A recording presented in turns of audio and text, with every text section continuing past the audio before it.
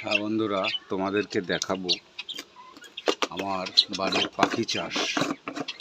সকালবেলা উঠে পাখিদের প্রতিদিন জল খাবার,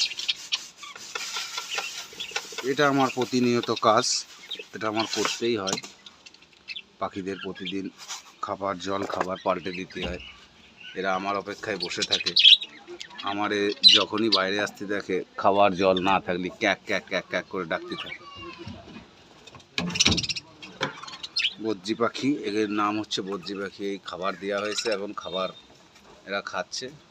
হাড়ির মধ্যে ডিমও আছে, বাচ্চাও আছে।